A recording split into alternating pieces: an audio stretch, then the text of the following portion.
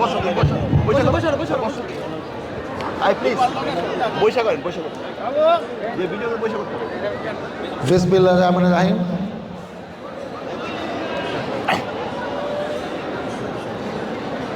ঐতিহ্যবাহী গোমাল উচ্চ বিদ্যালয় মাঠে আজকে হামিম গ্রুপ নরসিংপুর ভার্সেস হামিম গ্রুপ বাংলা বাজারে এই দুইটি গার্মেন্টসের শ্রমিক ভাইদের নিয়ে আজকে এই ফাইনাল খেলায় উপস্থিত আমন্ত্রিত অতিথিবর্গ, উপস্থিত দর্শক ভাই ও বোনেরা, আসসালামু আলাইকুম। এখানে এসে মনে হলো যে আমরা যে বিভিন্ন জায়গায় বিভিন্ন উঠান বৈঠক, জনসভা, বাড়ি বাড়ি গিয়ে মার্কেটে গিয়ে ভোট চাচ্ছি আগামী আসন্ন ফেব্রুয়ারি মাসের নির্বাচনে, বিভিন্ন মাঠে আমরা ফুটবল খেলার আয়োজন করে সেখানে দর্শকদের সাথে দেখা করে ভোট চাইলে তো আমাদের পরিশ্রম অনেক কম হয়ে যায়। সেটাও আমরা চিন্তা করছি যে কি করব। আজকে এটি ইউরোপীয় ইউনিয়ন, আপনারা জানেন যে এখানে এই ইউনিয়নে আমার বাবা দেওয়ান মোহাম্মদ ইদ্রিস সাহেব 45 বছর চেয়ারম্যান ছিলেন, এমপি ছিলেন। আমার ছোটো ভাই বিপ্লব 2 বার চেয়ারম্যান ছিলেন, একবার ভাইস চেয়ারম্যান ছিলেন।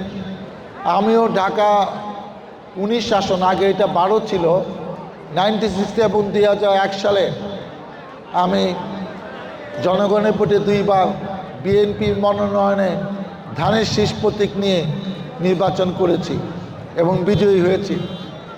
এইবার আমার 5মবারের মতো নির্বাচন আমি ধানের শীষ প্রতীক পেয়েছি। আমি যেটা বলতে চাই যে আমরা একজন সংসদ সদস্যের দায়িত্ব শুধু রাস্তাঘাট, মসজিদ, মাদ্রাসা, শিক্ষা প্রতিষ্ঠানের ভবন উন্নয়ন, এটাই কিন্তু মূল লক্ষ্য না। এইবারে আমাদের স্লোগান, আমাদের মূল লক্ষ্য এলাকার আইন শৃঙ্খলা উন্নয়ন করা।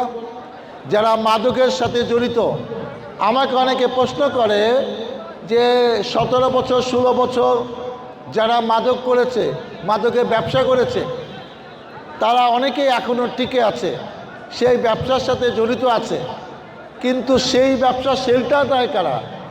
সেইটা আপনি খুঁজে বাই করেন, তাহলে মাদক টাদক কোথাও থাকবে না, কোনো গ্রামে থাকবে না, কোনো ইউনিয়নে থাকবে না। আমি বিনয়ের সাথে বলতে চাই, এই ব্যবসার সাথে যারা এখনও জড়িত, আপনারা সাবধান হয়ে যান। যারা যুব সমাজকে ধ্বংস করছে, আমাদের সন্তানকে ধ্বংস করছে, এদের মঙ্গল আমরা চাইতে পারি না।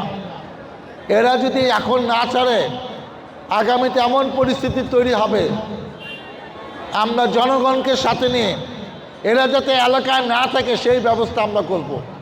ওই ধরে খালি থানায় দিব, থানা ম্যানেজ করে টাকা পয়সা দিয়ে আপনাকে চালান দিবে, আপনি 7 দিন পরে আবার চলে আসবেন, 1 দিন পরে চলে আসবেন, সেটা হবে না। আপনি বাড়িঘর শুনতে এমন ব্যবস্থা করবো যে আপনি এলাকায় থাকার মতো অবস্থা নাই। তা আমাদের সেরকম পরিস্থিতি যেন করতে না হয়, সেইটা আমি আপনাদের এখন থেকে হুঁশিয়ারি দিয়ে দিলাম। এই ব্যাপারে আপনারা খেয়াল রাখবেন। আমরা চাই না কোনো ছিনতাইকারী বাড়ি এই এলাকায় হোক, ছিনতাই করবে এলাকায় থাকবে, এটা হবে না। গার্মেন্টসের শ্রমিক ভাই বোনদের যে আমরা যদি নিরাপত্তা নিতে পারি, তাহলে আমার ইলেকশন করে লাভ কি? তাহলে আমি কেন দেওয়ানি দিচ্ছে ছেলে? সেই প্রশ্ন আমার নিজের কাছেই প্রশ্ন ওঠে। তাই আমি বিনয়ের সাথে বলছি, কোনো ছিনতাইকারী, মাদক ব্যবসায়ী এবং যারা নানা রকম অপকর্মের সাথে জড়িত, যারা আমাদের শ্রমিক ভাই বোনদের নিরাপত্তা বিঘ্নিত করে, তাদেরকে আমরা সমুচিত শাস্তি দেব এবং প্রয়োজন মনে করলে এইসব এলাকায় যারা থাকতে না পারে সেই ব্যবস্থা আমরা ইনশাল্লাহ আগামীতে করব। আমি আপনাদের কাছে দোয়া চাই, আপনাদের সমর্থন চাই, আপনাদের সহযোগিতা চাই, আপনাদের কাছে ধানের শীষে ভোট চাই।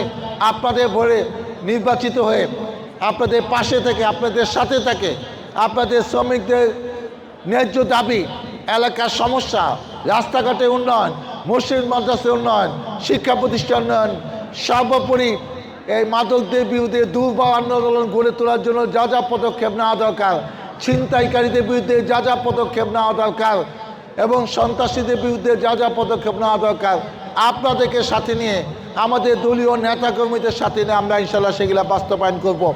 আমি আপনাদের দোয়া চাই, আপনাদের সহযোগিতা নিয়ে আপনাদের পাশে থাকতে চাই। মহান আল্লাহ তাআলা আমাকে যেন সেই তৌফিক দেয়। আল্লাহ হাফেজ। বাংলাদেশ জিন্দাবাদ।